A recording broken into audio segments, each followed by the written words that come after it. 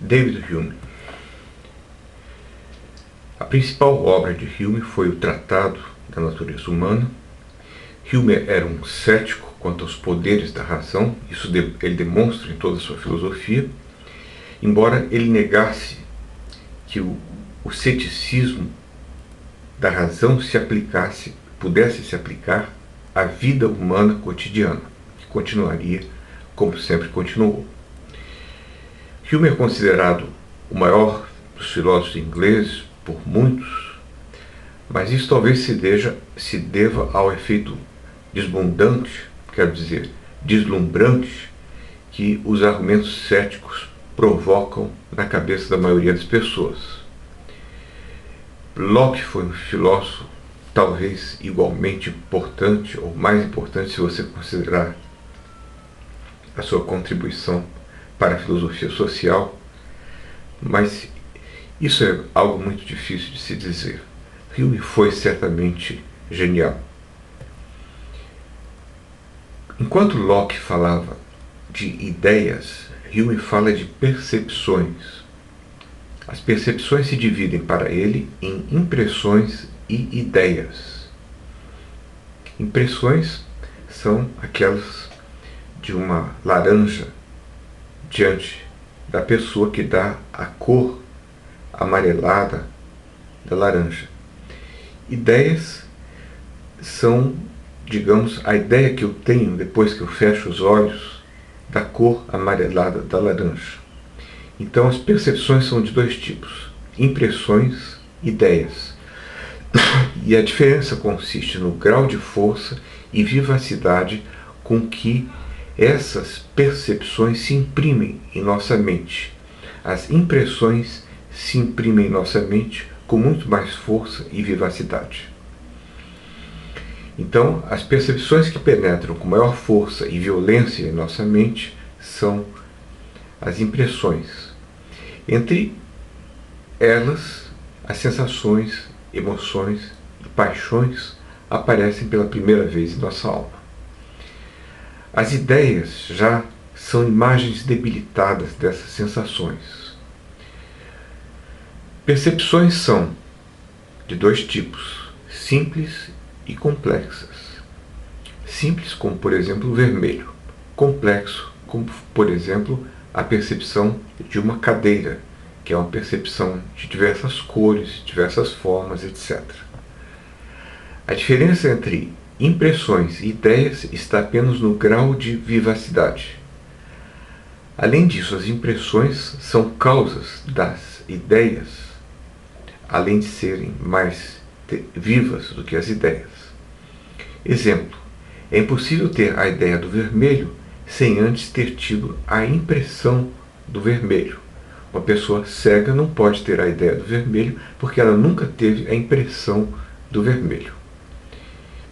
E as impressões podem ser de dois tipos: as impressões de sensação externas e as impressões de reflexão internas. Algo que lembra um pouco Locke, mas não é a mesma coisa. As impressões de reflexão não são o mesmo que em Locke. Elas são apenas derivações de outras ideias. Exemplo: a dor é uma impressão de sensação. Dela deriva a ideia da dor, que é uma cópia pálida. Ora, essa ideia da dor produz então impressões de desejo, aversão, esperança, medo. A essas ideias, Hume chama de impressões de reflexão. É um sentido bem diferente de Locke, que para Locke as ideias de reflexão são ideias acerca de estados da própria mente. Há também ideias de memória e imaginação. As ideias da memória são mais vívidas e fortes e a sua ordem não depende da vontade, enquanto que as ideias da imaginação, ao contrário, a imaginação une e separa as ideias ao seu bel prazer. Ela depende da vontade. Mas isso é feito sempre segundo os princípios das associações das ideias, que são os de semelhança, contiguidade e causalidade. Por exemplo, Eu vejo um objeto, isso me lembra de um objeto semelhante àquele que eu vi. Eu vejo uma casa, isso pode me lembrar da janela que está contígua à casa. Causalidade, um fósforo me lembra fogo, porque ao ser riscado causa fogo. Então, essas são as maneiras básicas pelas quais as ideias são associadas continuamente em nossa mente. Esse princípio é interessante, pena que não haja um desenvolvimento, ou que eu não conheça um desenvolvimento interessante ou mais aprofundado deles. Hume segue o nominalismo de Berkeley na negação das ideias abstratas ou gerais. As ideias gerais não passam de ideias particulares ligadas a certa palavra, que lhes dá um significado mais extenso, eventualmente fazendo com que ideias particulares semelhantes a elas as evoquem. Portanto, não há ideias gerais. O que existem são ideias particulares que nós vamos ligando as coisas, e nós podemos ligar uma variedade de ideias, e essas ideias são evocadas pela presença das coisas. Claro que empregamos ideias particulares como ideias gerais, como ideias universais, mas não que essas ideias universais existam realmente num reino platônico. Elas são particulares. Mas como isso acontece? Ora, nós encontramos uma semelhança entre diversos objetos, e por isso atribuímos-lhes o mesmo nome. Laranja, por exemplo.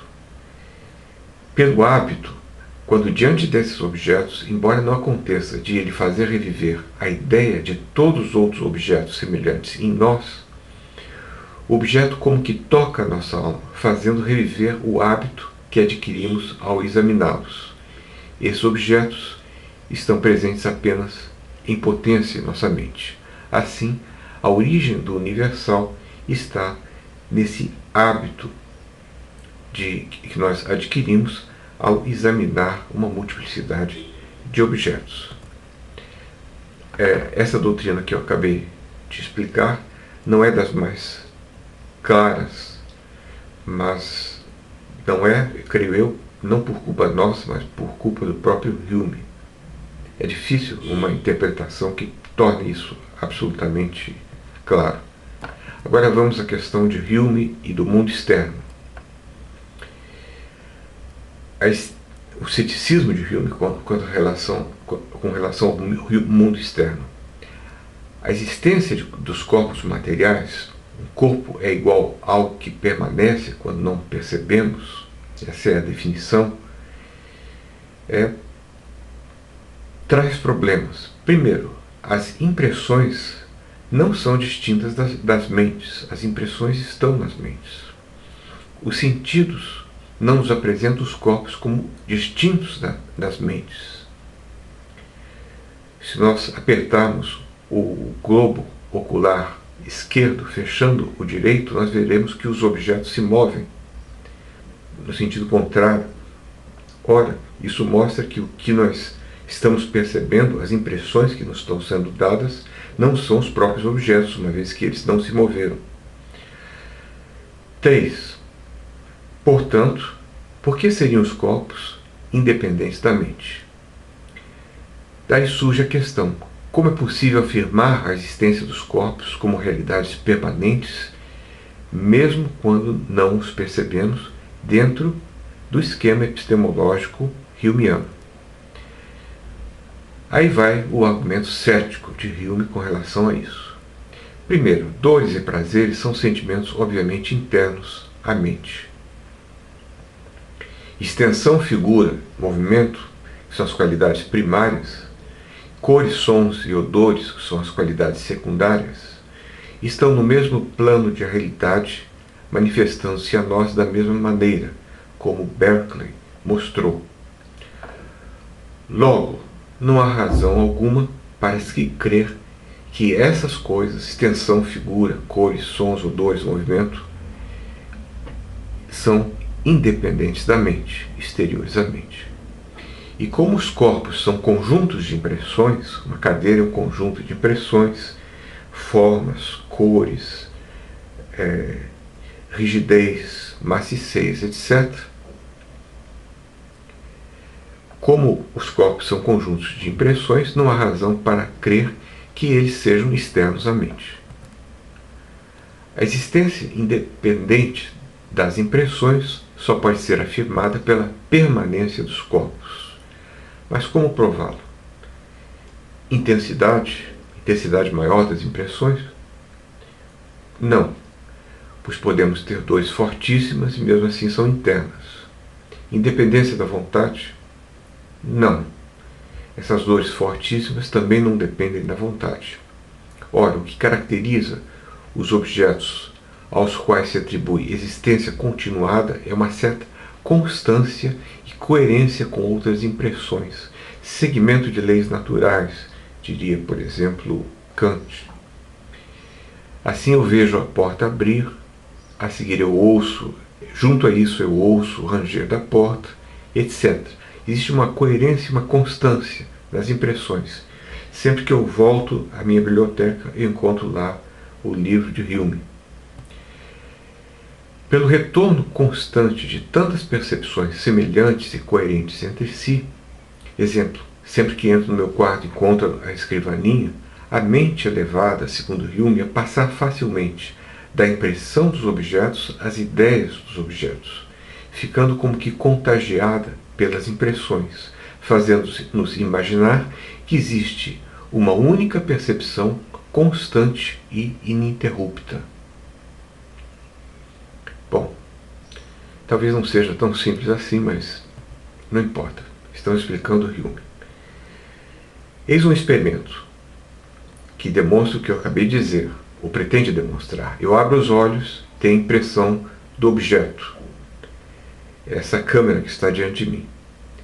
Eu fecho os olhos, eu tenho a ideia do objeto, a imagem do objeto. Eu abro os olhos, tenho a impressão do objeto, outra vez a câmera diante de mim. Fecho os olhos, tenho a ideia do objeto. Abro os olhos, etc.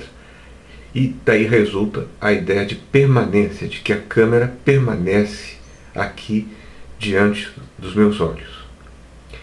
A imaginação, pois, preenche as lacunas entre uma impressão e outra, dando a impressão de continuidade, dando a impressão de que o mundo existe continuamente independente dos nossos perceptos.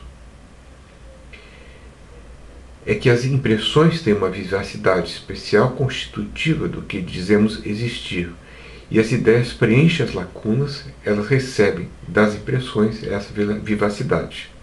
A conclusão cética é que não há razão alguma, não é pela razão que nós cremos na existência do mundo externo, porque a razão não nos demonstra isso, mas por uma convicção instintiva que nos faz agir como se o mundo externo existisse e permanecesse mesmo quando nós não o estamos percebendo. Hume e a substância. Tradicionalmente, a substância seria um substrato dos feixes de qualidades. Substare, aquilo que está sob. Assim, se eu tenho um livro, o livro é um feixe de qualidades. Ele é verde, tem certas coisas brancas, tem certa forma, tem dureza, é flexível, etc. Agora, a ideia de substância é de que existe um substrato de todas essas propriedades, um substrato não experienciável. Agora, a nossa experiência é apenas de impressões relacionadas entre si. Há uma unidade relacional de grupos de qualidades que sempre aparecem juntas, como as qualidades que compõem este livro, fazendo propaganda do meu livro. Bom, a própria unidade de relação é resultado de um hábito produzido pela experiência repetida, não podendo ser demonstrada. A razão não nos pode sequer provar a existência de qualidades primárias fora da mente. Enquanto tal, a razão só pode nos conduzir ao mais extravagante dos ceticismos. Hume e o eu. Ele chegou à conclusão cética sobre o mundo externo, cética sobre a substância, e agora há uma conclusão cética sobre o eu, ele irá chegar. Berkeley negava a existência de um mundo material, mas ele não negava a existência das almas imateriais, nem de Deus. Isso existia, o sujeito era real. Mas Hume irá lançar o seu ceticismo mesmo contra a própria existência de um eu substancial, um sujeito cognoscente, permanente e simples, ou seja, a alma. Hume era, no fundo, um ateu, mesmo que ele não ousasse dizer isso claramente. Mas uma prova disso é que quando ele veio a falecer, ele não quis que aparecesse alguém um padre, um religioso, junto a ele. Para Hume, não podemos ter uma ideia do eu, pois não temos dele uma impressão permanente. Quando nos voltamos para nós mesmos, percebemos dores, prazeres, aflições, alegrias, paixões, sensações que se alternam continuamente, como em um teatro no qual nada permanece. Ora, como que é inseparável, é indistinguível, e o eu não existe sem as suas percepções, o eu nada mais é do que um feixe de percepções mutáveis. Hume não nega a existência do eu como esse feixe de percepções mutáveis, mas apenas a sua constância e simplicidade, a constância e simplicidade do eu, ou ao menos que nós possamos conhecê-lo como sendo constante e simples. Acontece com o eu o que acontece com os corpos. Nós temos séries de percepções que se sucedem, estão em relação entre si, e confundimos essa unidade de sucessão e relação com uma identidade, com um algo permanente e independente. Quanto à bibliografia, para esse pequeno resumo, eu usei bastante o texto de Copleston, que é a melhor história da filosofia que existe, mas existem também, é recomendável, o Treatise of Human Nature, de Hume, e bons livros são o livro de Nonan, Hume and Knowledge, um livro fino, fácil de ler, e também o livro do filósofo Barry Strode, Hume, também publicado pela Routledge.